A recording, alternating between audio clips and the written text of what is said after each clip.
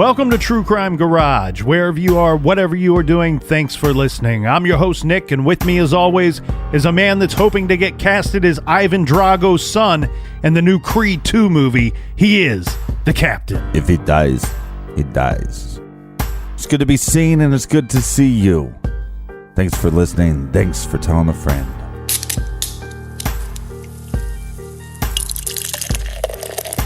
Today we are drinking Brawler by Yards Brewing Company from the city of brotherly love, Philadelphia, Pennsylvania. Garage grade 3.5 bottle caps out of 5.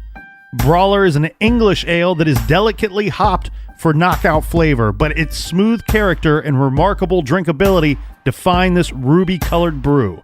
And Yards Brawler was brought to us by these fine people. First up, we have Carlos and Kira in San Antonio, Texas. Next up, we have Jeanette in Riverside, California. And here's a long-distance cheers to Pia all the way over in Oslo, Norway. And a big shout-out from the city of Motown, Amy in Detroit. And on the East Coast, we have Allison in East Providence, Rhode Island. And last but certainly not least, we have Billy and Frank down in Coconut Creek, Florida. So a big shout-out and thank you to everybody that helped us fill up the fridge for this week. If you want to help us out with next week's beer run, go to truecrimegarage.com and click on the donate button. And a quick announcement to the people of Parts Unknown. We'll have a beer run. That's right, BWERRUN, beer run. We'll have a beer run every day at 4 o'clock, so make sure you have your money ready. All right, everybody, put on your drinking shoes. Everybody gather around, grab a chair, grab a beer. Let's talk some true crime.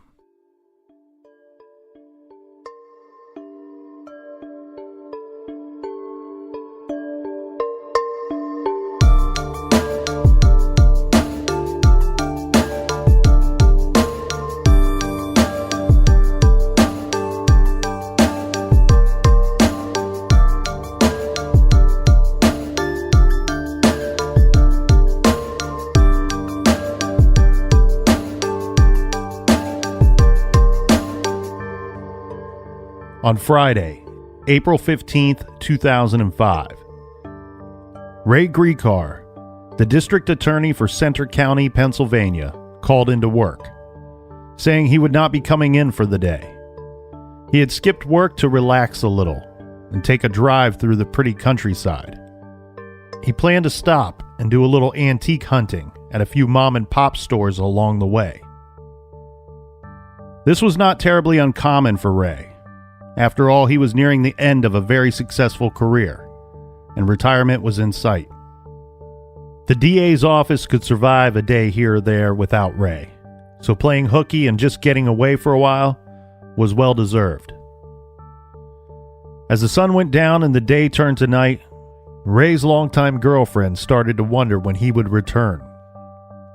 It got darker and darker, and yet she had not heard from him. She tried his cell several times, but he never picked up to tell her where he was. She thought she had waited long enough, so she called the local police department. She told them what she knew.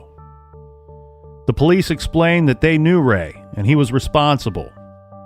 What we are probably dealing with here is he had gotten late, and Ray must have decided to stay overnight, and maybe his phone was dead. They would make a few phone calls and see what they could find. The next day, when the detectives and the first shift officers arrived at the office, they saw the report stating Ray's girlfriend had called and said he had not come home. After some checking, they quickly discovered Ray was still missing. He had never returned nor called. They set off in search of their missing district attorney. They got their first break when they discovered his vehicle next to an antique shop in Lewisburg, Pennsylvania. After finding the car, investigators combed the area, but found nothing, no other clues to suggest where Ray may have gone, and there were no signs of foul play. The district attorney had simply vanished, and under some mysterious circumstances.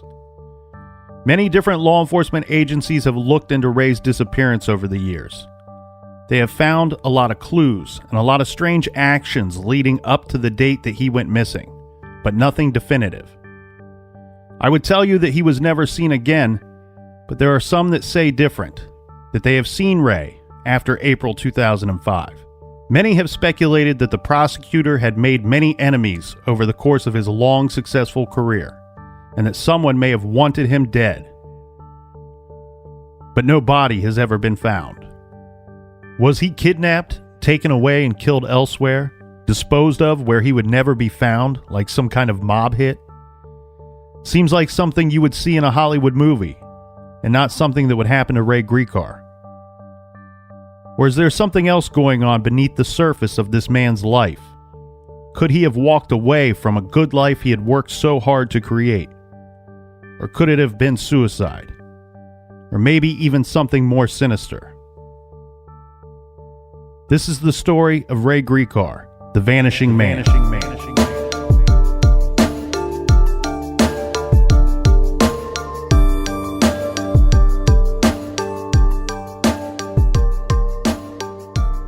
Ray Gricar was born in good old Cleveland, Ohio, way back in October of 1945. He attended the University of Dayton, where he became interested in studying law after working as an intern for the prosecutor's office. Mm-hmm. From there, he completed law school and became a prosecutor for Cuyahoga County. At Cuyahoga County, Ray specialized in prosecuting rape and murder cases. Ray married Barbara Gray in 1969, and they adopted their daughter, Laura, who was born in 1978. Mm-hmm. Ray, his wife, and daughter moved to State College, Pennsylvania around 1980. This is so Ray's wife, Barbara, could take a job at Pennsylvania State University, Penn State. This area is a really beautiful place, ideal for raising a family, safe and laid back. I guess the plan, Captain, was that Ray was going to be a stay-at-home dad. This is a new area to the family who had just moved there. Career change for his wife. Mm-hmm. That's always been my dream. Be a stay-at-home dad. Mm-hmm. Forever and ever. Mm-hmm. Yeah, me too.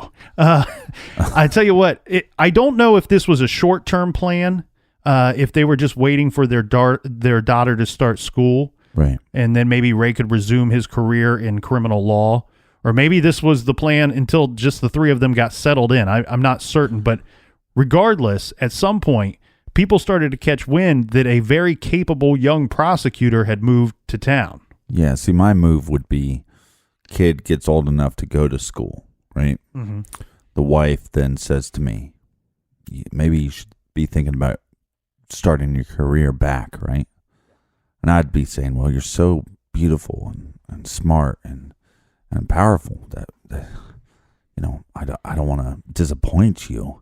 And I also need some time for me to find myself. And that would happen for about 10 years. Well, a good friend of mine, and he and his wife do not listen to the show, so I'm just going to feel free to say this. His kids, he's a stay-at-home dad. His wife is very successful. His kids are getting older. And he told me the other day, he goes, man, I got to do something. This stay-at-home dad stuff is driving me crazy. I said, oh, cool. You're thinking about going back to work? He goes, oh, no, I'm not thinking. So I don't know what it is that he's got to do. But anyway, we got a little sidetracked there. Well, just a little side note. There's not many things more sexy than a very smart, empowered woman. There you go. I thought you were going to say there's nothing more sexy than a stay-at-home dad. I was going to warn the dads out there. The captain's on the prowl. Hide the dads. So anyway, Captain Ray, he had a reputation when he moved into town. There's this capable young prosecutor that moved into town. After some back and forth and probably some coaxing, Ray is ultimately offered a job as the prosecutor's assistant. Ray excels at this position, and the prosecutor may have been planning a bit of an exit strategy and wanting to leave the county in good hands, one might say.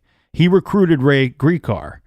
And because of this, just a little under 5 years later, Ray Gricar was elected to be the district attorney of Center County, Pennsylvania. This was back in 1985. In 1989, after a successful first term, Ray Gricar was reelected as DA. In 1991, Barbara and Ray get a divorce. In 1993, Ray is again elected DA. He gets married for the second time. This took place in 1996. But something else happens in Ray's life in 96, a major event. Ray has an older brother, and this is Roy Gricar. Roy was still living in Ohio. Now, Roy disappeared from his home in May of 1996. Apparently, he was missing for about a week, but then his body was later found in the Great Miami River.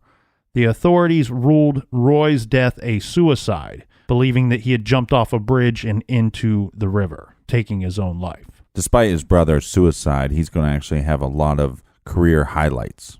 Yeah, that same year. First, he had a successful campaign to make the Center County DA job a full-time position in 1996. I guess it was a part-time position when he was originally elected. And anybody that's been in this situation knows that a lot of times when they create these government jobs that are part-time positions, usually you have an individual that's working basically full-time hours for part-time pay. Yeah. And so it was good that he got this switch to full-time. There was also a famous case that same year, and trial, I should say, for Ray in 1996. This was for a school shooting at the campus of Penn State.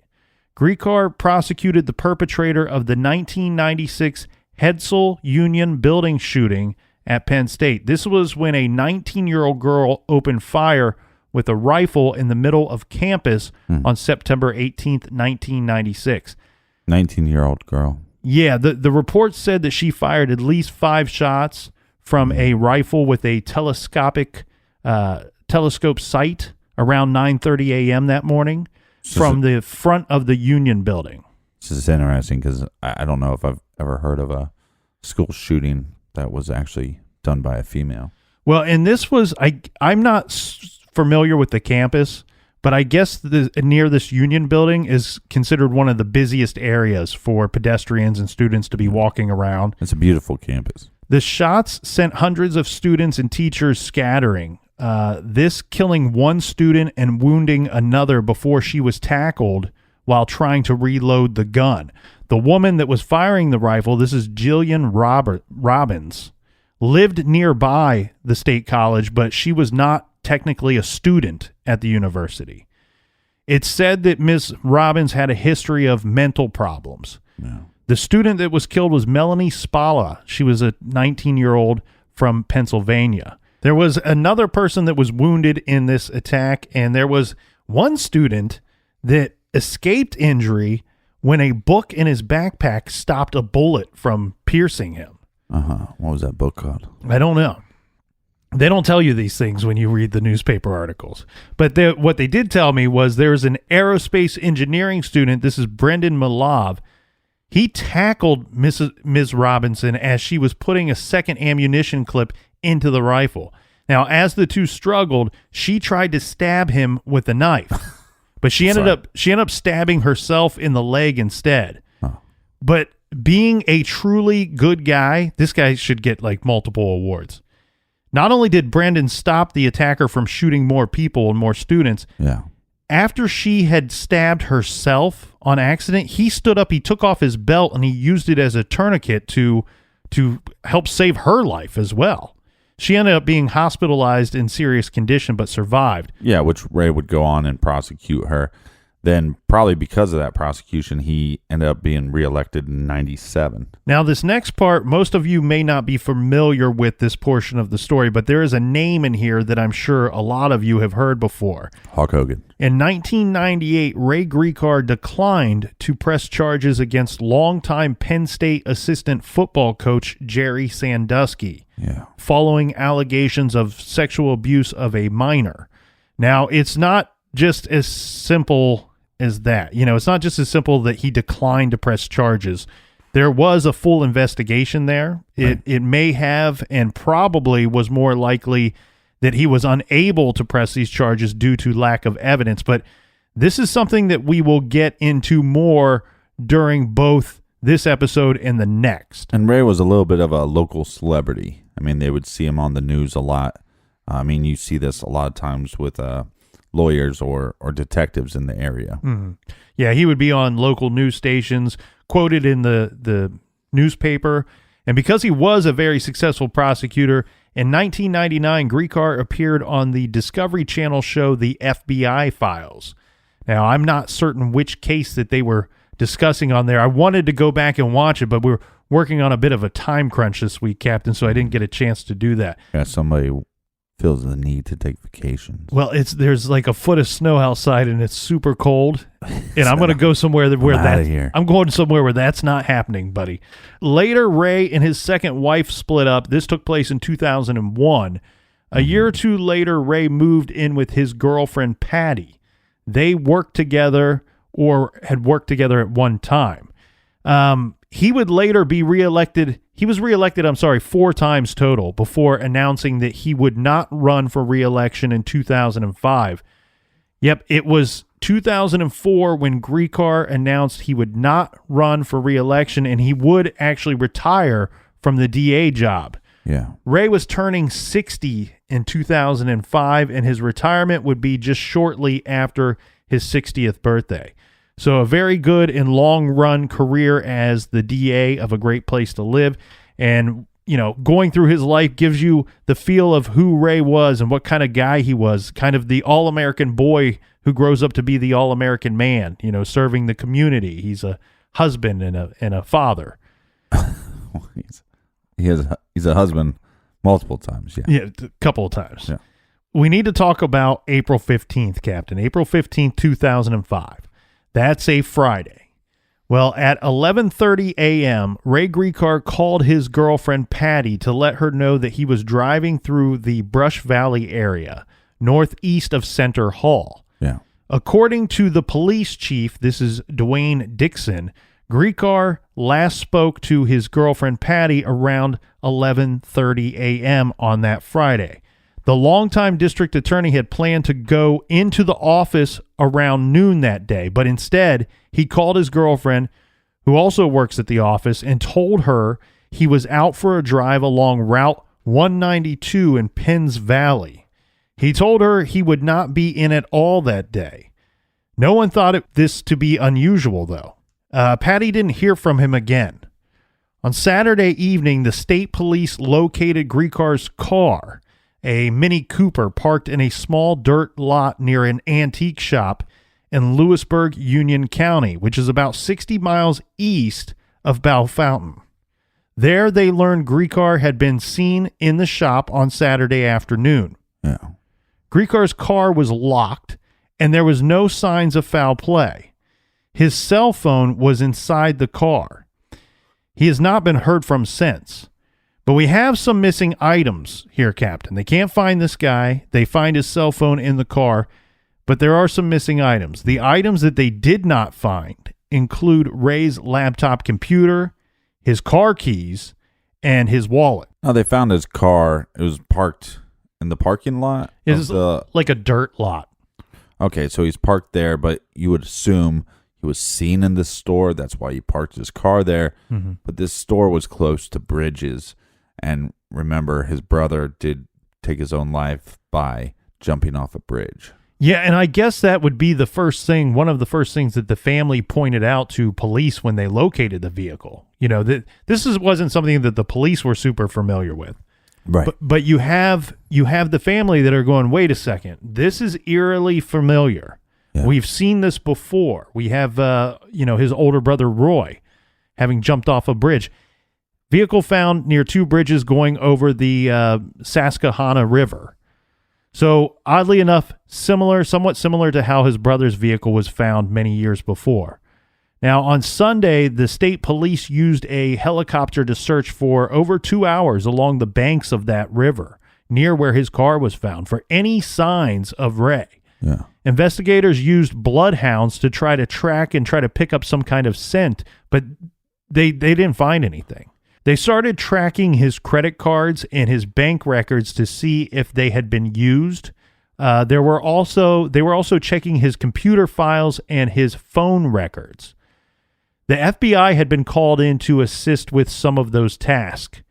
In addition, investigators were combing through Gricar's current and previous cases to see if anyone he's prosecuted could be holding a grudge against him. Yeah. Now, the police chief would come out and say that there had been no recent threats against Ray Gricar. But he also said that there is no one focus point for their investigation, that they had no good leads early in this investigation. Now, the next day, we kept saying Saturday. I actually believe this might have taken place on Monday morning. But standing at a podium was Ray Gricar, grasping a legal pad, and she made a plea to her father. She said, "Hi, Dad. I want you to know I love you so much. My heart aches deeply for your presence." She told her father she would like to hug him and perhaps hike up a mountain together and just sit and talk for a while. Yeah. She said that she will wait for him as long as it takes to hear from him. Now, I want to point out Ray Gricar, she lives all the way in Washington State, so all the way on the other side of the country. She comes here to help look for her father and make this public plea on television. Well, go ahead. Well, do you feel like she's making this plea as if he's alive and he's running away? So you would think that she would have some gut feeling that's telling her that this is the case and not foul play or whatever.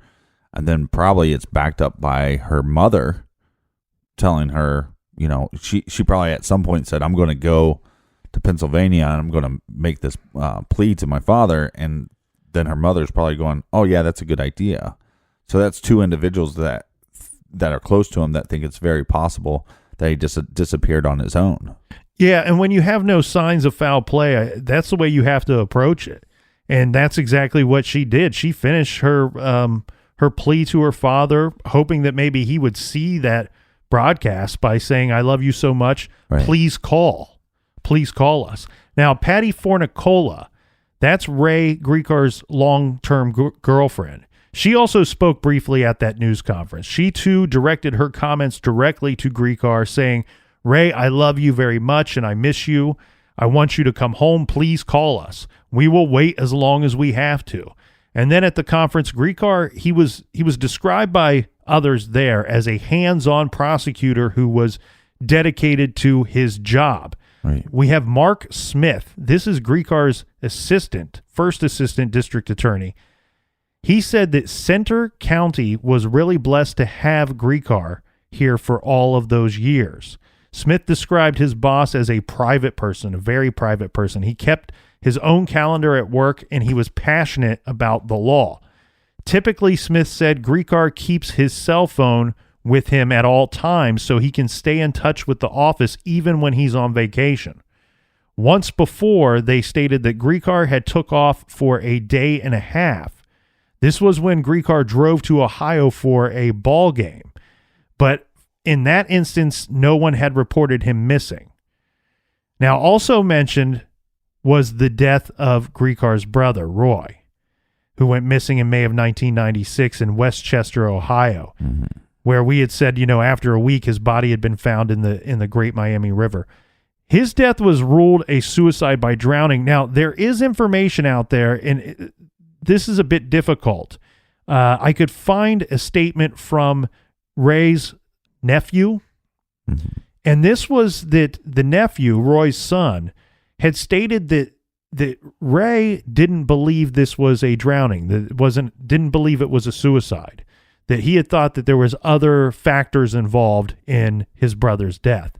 And the son, Roy's son, believed this as well. Now, unfortunately, we don't have Ray to tell us that was his actual beliefs. We just have Roy's son telling us that. Yeah.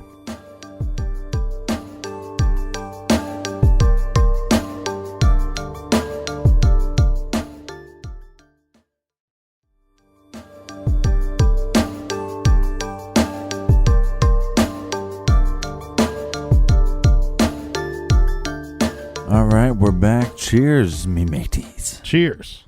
So we talked about the things that weren't found in Ray's car. Right, after his car was found? Mm-hmm.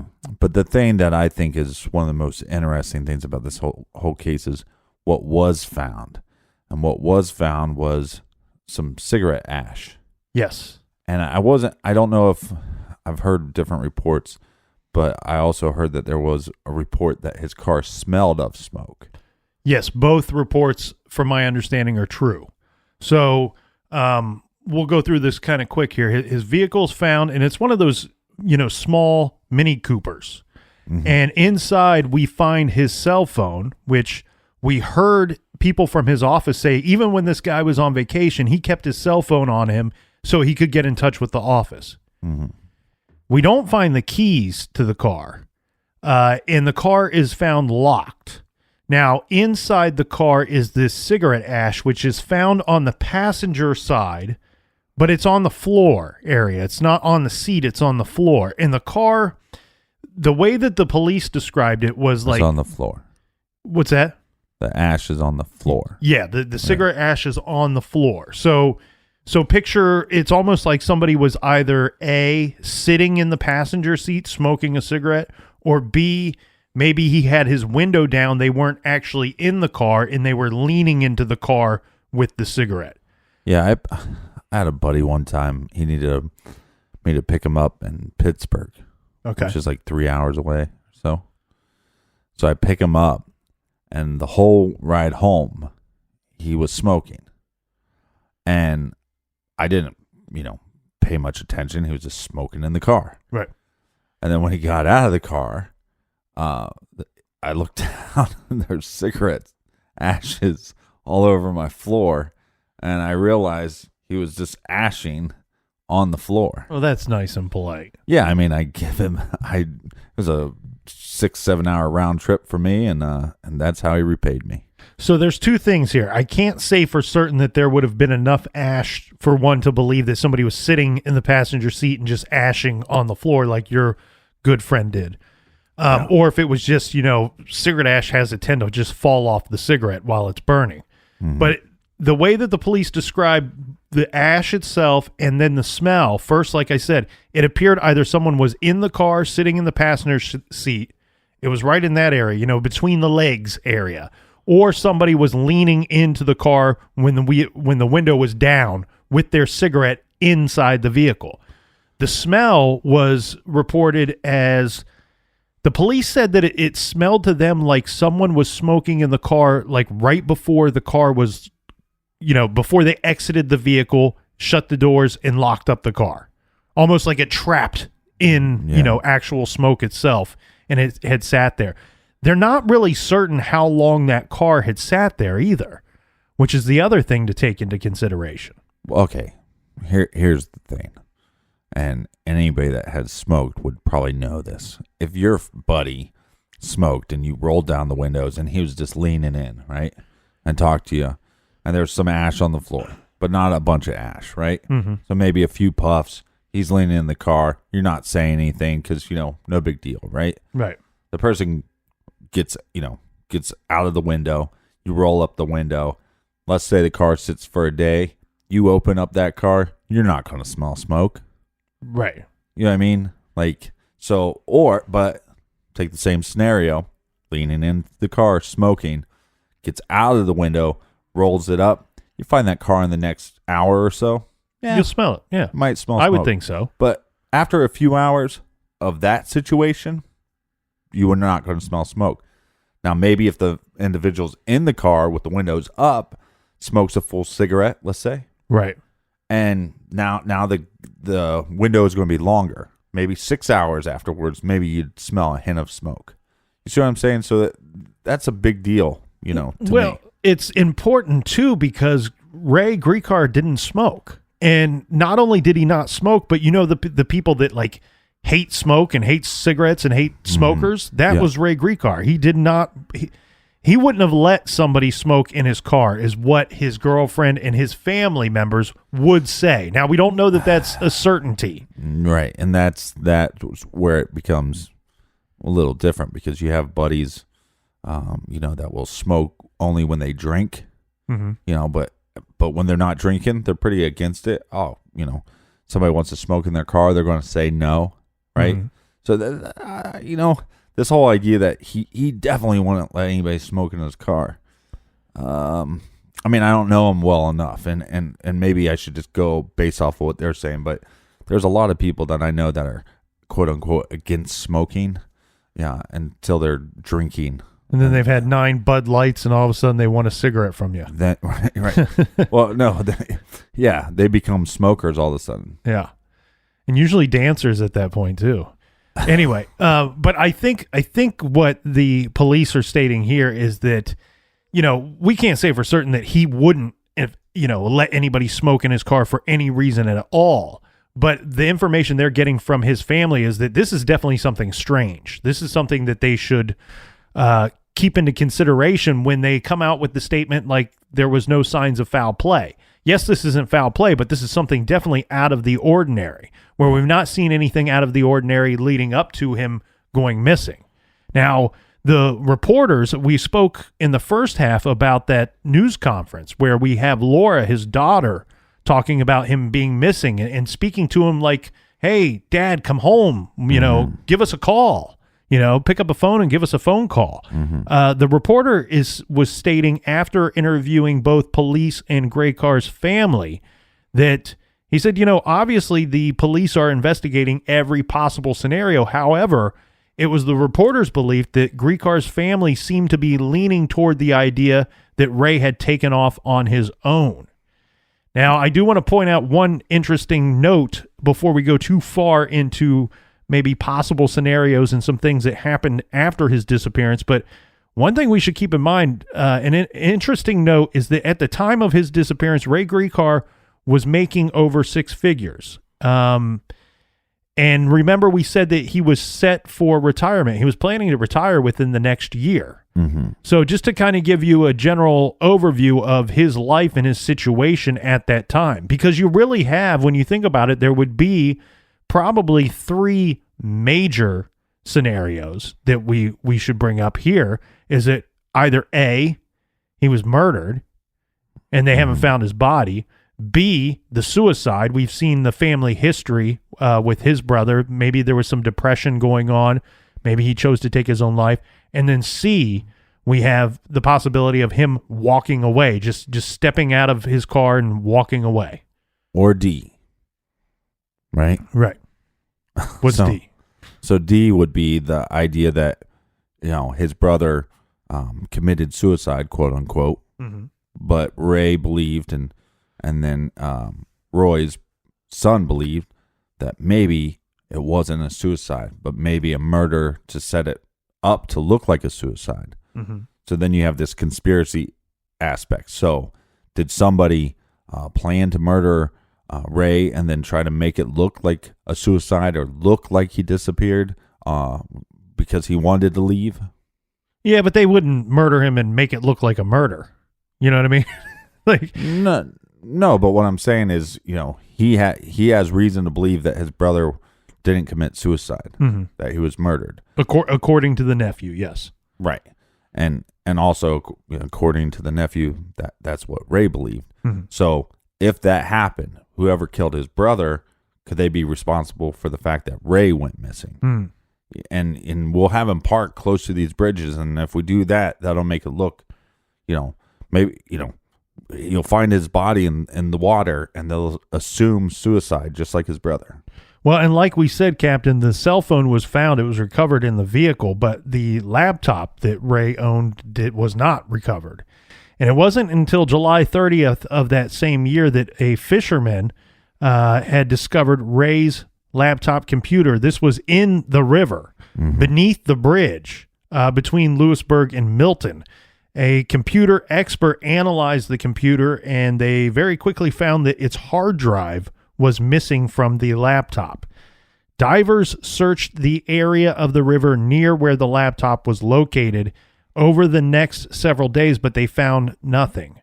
It wasn't until 2 months later that someone had recovered a hard drive on the banks of the Susquehanna River, just about 100 yards from the location of the laptop computer.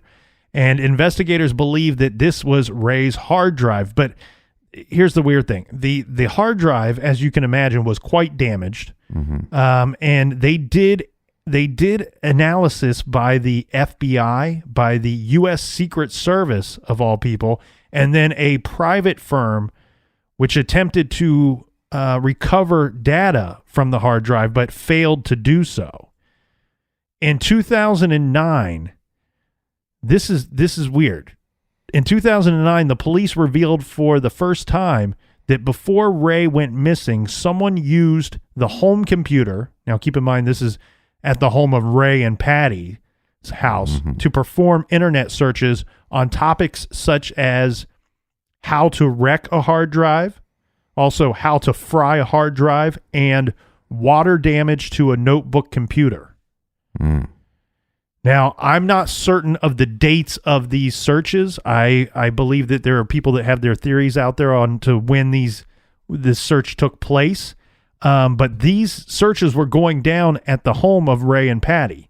And it's just shortly before his disappearance, and he takes off. Let's assume Ray takes off with the purpose of leaving, of walking away or committing suicide, right? Mm-hmm. He purposely took off with that laptop computer. And then we have these searches on the home computer prior to this. Mm-hmm. So now you gotta be thinking about a situation. Did he leave willingly, take the laptop, and want to fry the laptop for some reason, or did Patty do something or have some weird involvement in his disappearance, and she was searching how to fry his computer in advance? Yeah. To me, I lean more towards it'd be Ray doing it. Yeah, the other thing, too, is that there were several of his co-workers had later told police that they had conversations with Ray, that he was inquiring about how to wreck his hard drive or how to clean the computer. Mm-hmm. That we need to keep in mind, this was not technically his laptop computer. This belonged to the county. So one has to assume that once he retired, he would no longer be in possession of that laptop. He would have to return that to the county. Okay, so let's just ponder for a second. What is on the laptop? Why would he need to destroy the hard drive? Well, where my mind goes, Captain, is it immediately goes to just when they found the laptop and then later found the hard drive. My mind goes to who other than Ray would want to destroy that computer. What would be on that computer that somebody else would want to destroy it? And I mean that because we're talking about a district attorney. We're talking about somebody that's probably got some dirt on some people, and somebody that could have information in there that could lead to future charges against an individual and put them behind bars potentially. It's not until that you later learn that there were searches on his home computer on how to wreck the computer that one starts to think, well, why would Ray want to destroy his computer, or why would Patty want to destroy his computer? Yeah, but again, there's another step in the evidence chain. As one, there were searches at his home, and then he asked people how to do this. So we could, like I said, I'm assuming that he's the one that did the searches himself, because he's also asking people in public, how do I destroy this hard drive? Right. Well, coworkers. He's asking coworkers about that. Right. And so, yeah, I mean, so he's turning in the computer. What could be on there? I question, would there be, I think police, their thought was that there was some kind of personal journal on there, that he had personal information about himself that he had put on the computer. I don't know how long he had been toting around this county computer and what kind of information he was putting on there. Maybe he was using it for personal purposes, just as simple as paying bills, or had financial information on this computer that he didn't want the next person to be able to see it. Right. Or there's hundreds of thousands of porn sites, because he was using his work computer to beat off. That it could be that simple. He doesn't want them to know he was using the computer at work to beat off, and he wants to clear the hard drive. All right. That's a simple thing. It's pretty simple too, that he might have been doing some banking on there, paying bills. Mm-hmm. I'm talking about anything personal that he would use the computer for. Is there a chance that there was some back and forth, some correspondence with his girlfriend on there? Mm-hmm. Because think about this. They work together. I mean, maybe they used their county email to exchange some naughty pictures. Maybe I don't even mean that. I don't. It possibly. I mean, anything's possible. We're talking about somebody that chose to destroy their computer and run away. But what I mean is just correspondence back and forth between the two of them of their relationship. Yeah.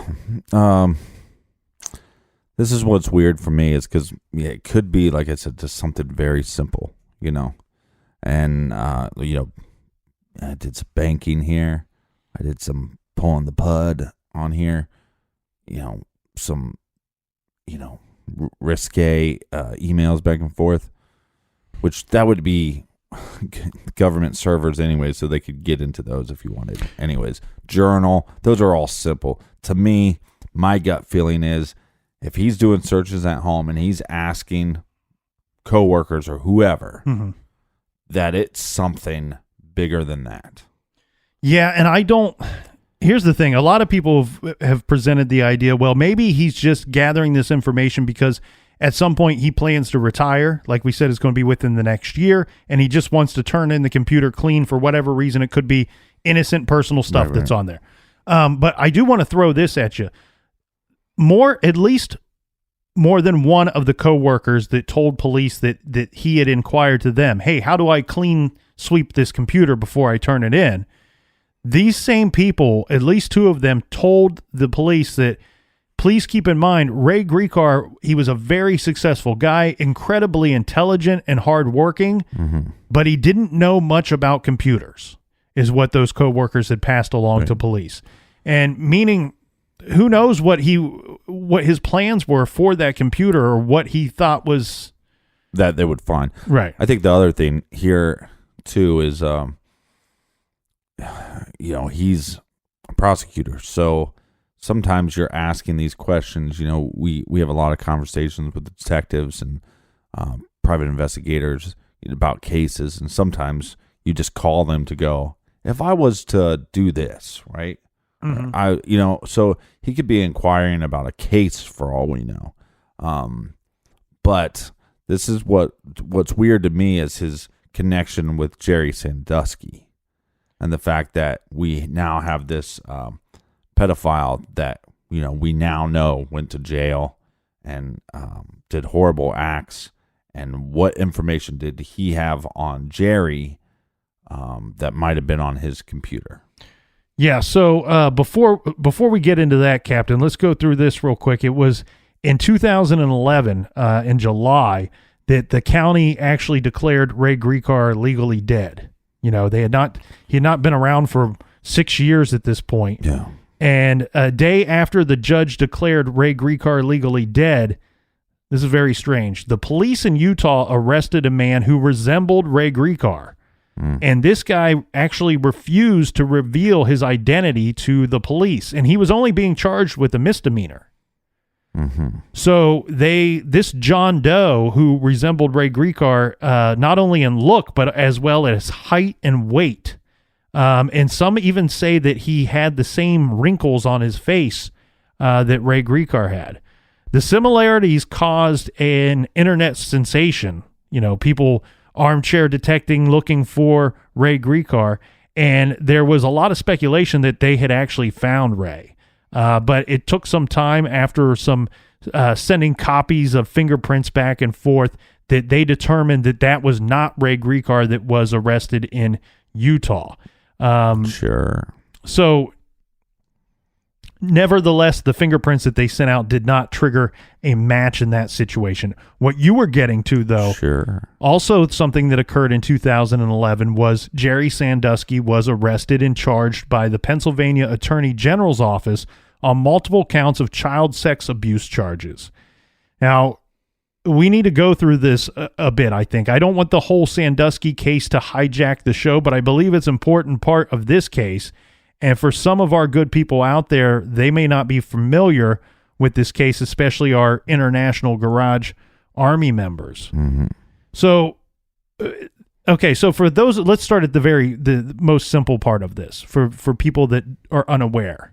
So Penn State is a college, as we had said, in the state of Pennsylvania. Now, college football, for people outside of this country, college football is arguably the biggest sport or one of the biggest sports in this country. It's a huge moneymaker.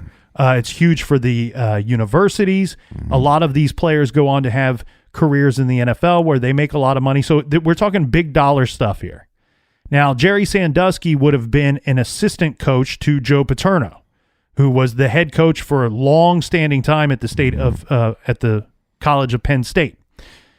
Now, there had been some rumor that Sandusky was molesting boys, and these would be, I don't have the ages in front of me, but I'm guessing, if I remember correctly, would probably be about boys like age 11 to maybe 14 or 15. Yeah. And Sandusky was your typical pedophile.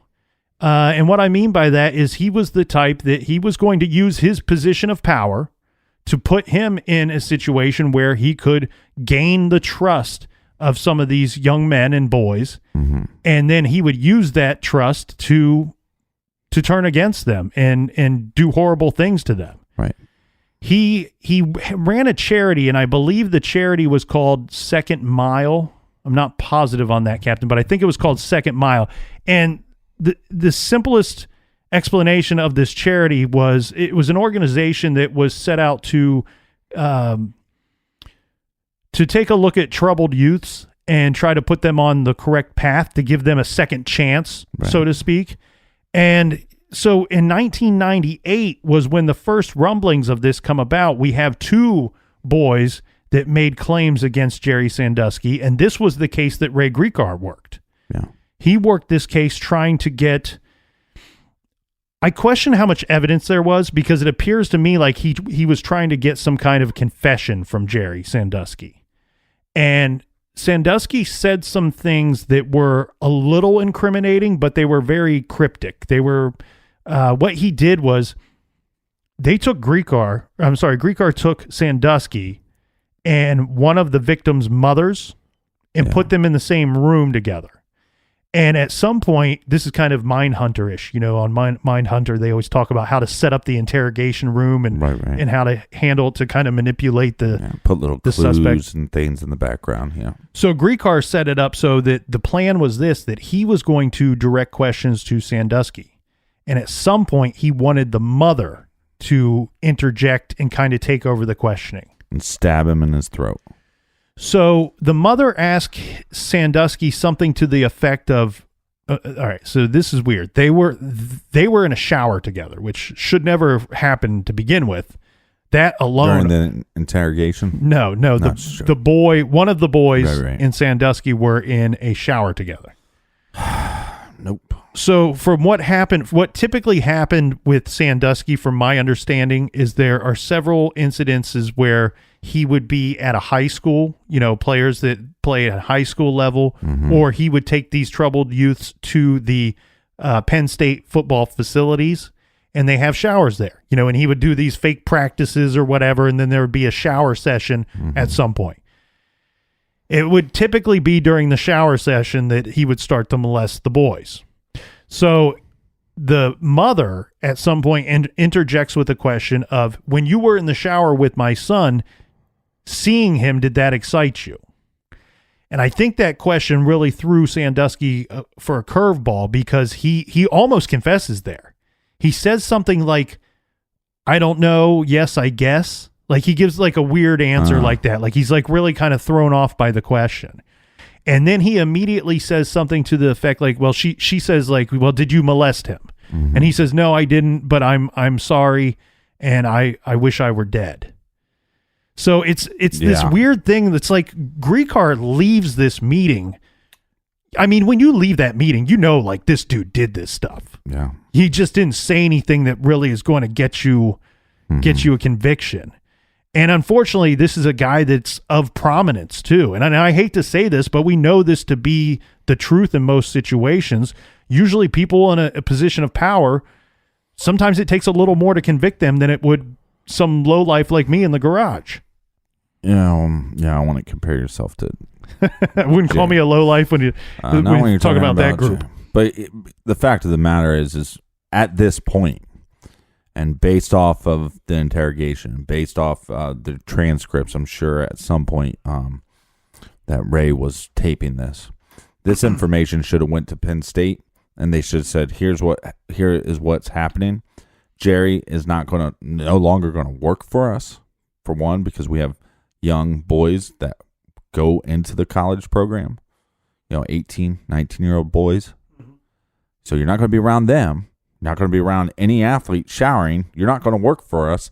And also those connections with the charity and you helping out kids, we're going to put a kibosh on that too. And that's what should have happened. That's not what happened, but that's what should have happened. Well, it gets worse because I believe it was the following year after these allegations first came out that Jerry Sandusky retires from his position as a coach at Penn State.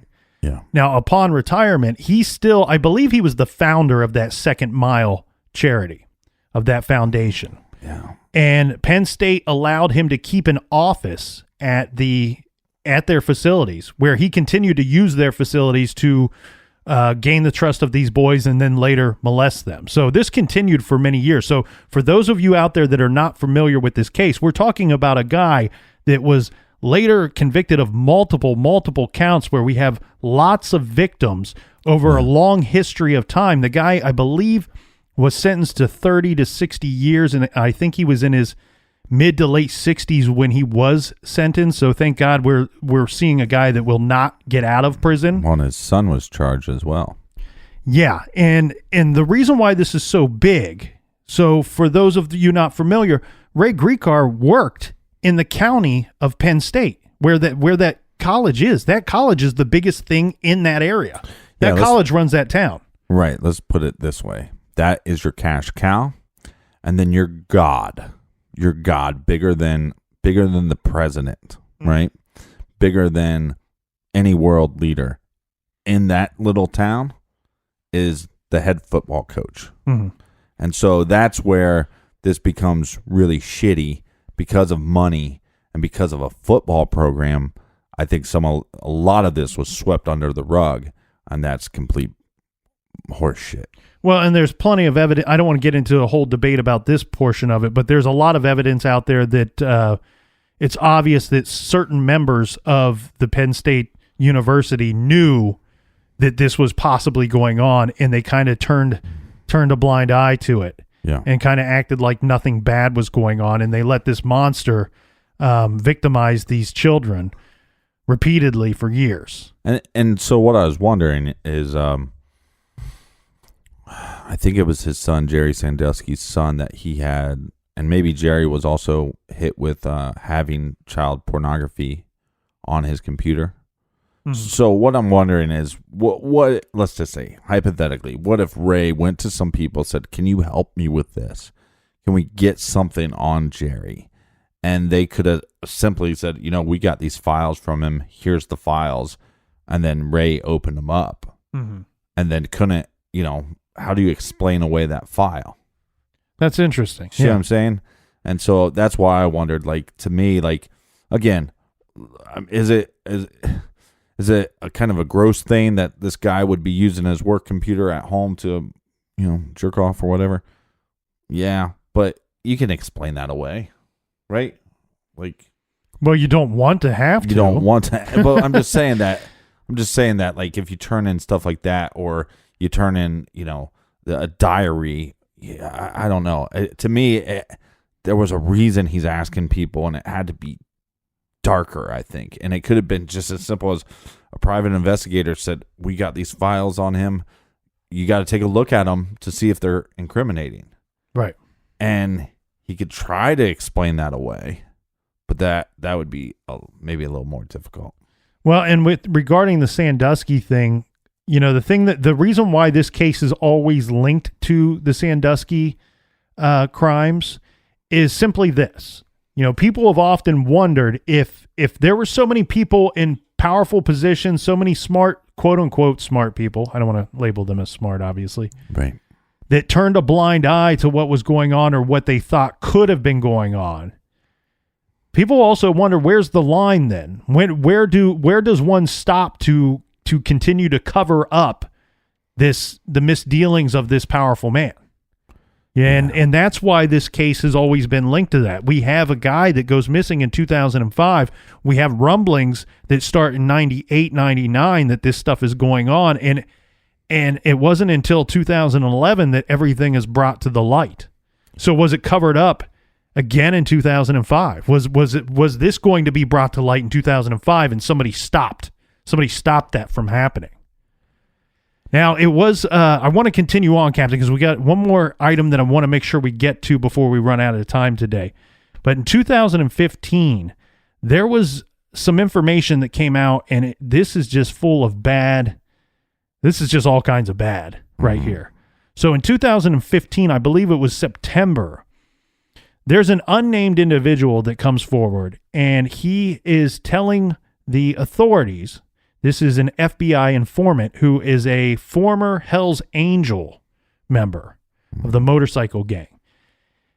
He tells the FBI that Ray Gricar has been murdered, that he was murdered back in 2005, and he was murdered by another member of the Hell's Angels. Okay. So the way this thing works is like this. Apparently, this FBI informant, former Hell's Angel guy, he believed that the guy that he was accusing was dead by this point. Mm-hmm. So if this dude was afraid of this dude or what, I don't know why he waited to tell the FBI this, but I'm assuming he was afraid of this guy and thought that he was dead.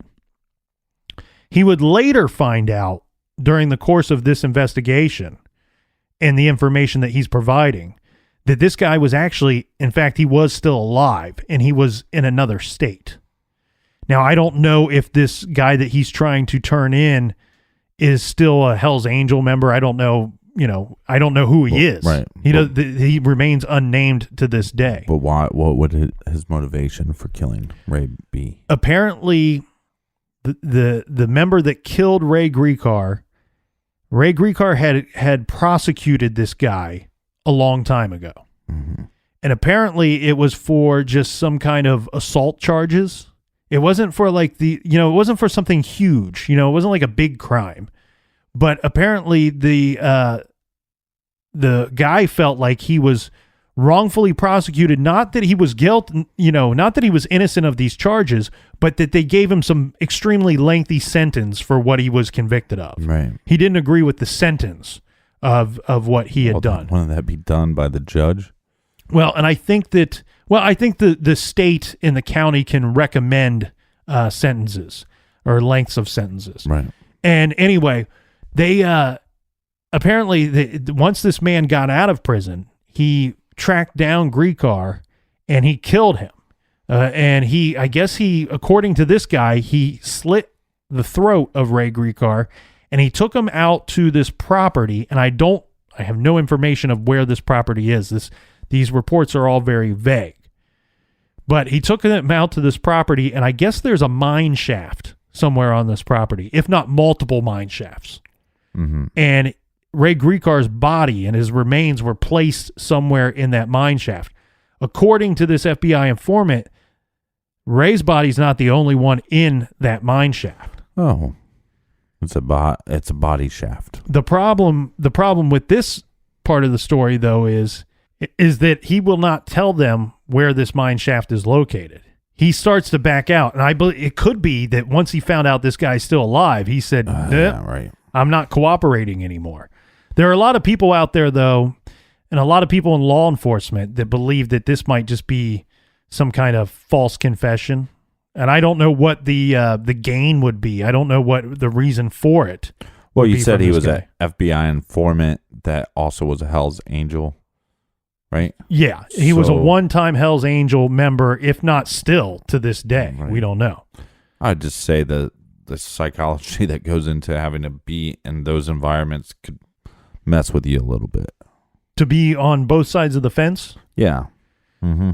Well, a lot of times, though, that's the misconception that I think some people have, that actually a lot of times these informants, that's what they are. They are on both sides of the fence. They're playing the good and they're playing the bad.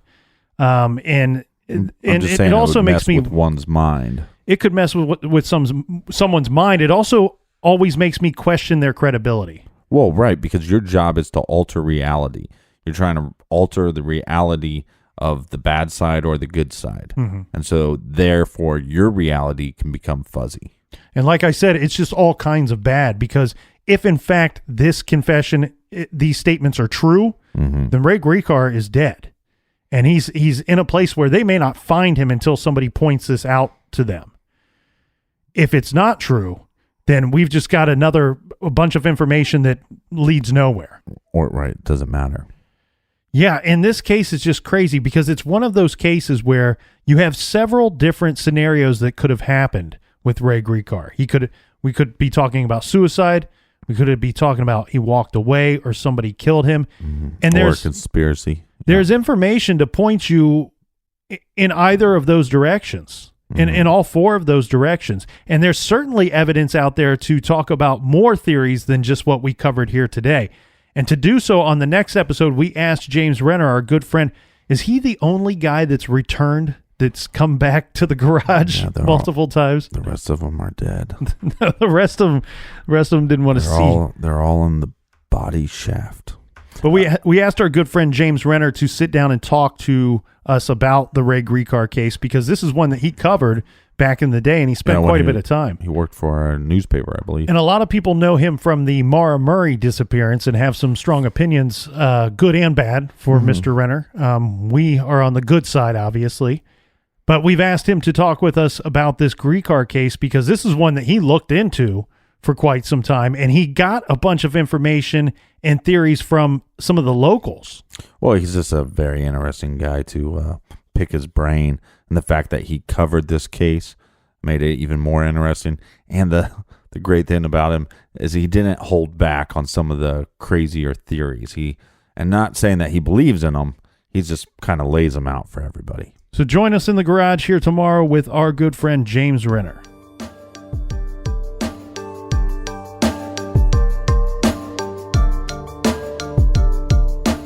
Thanks for listening. Thanks for telling a friend. Until next time, be good, be kind, and don't litter.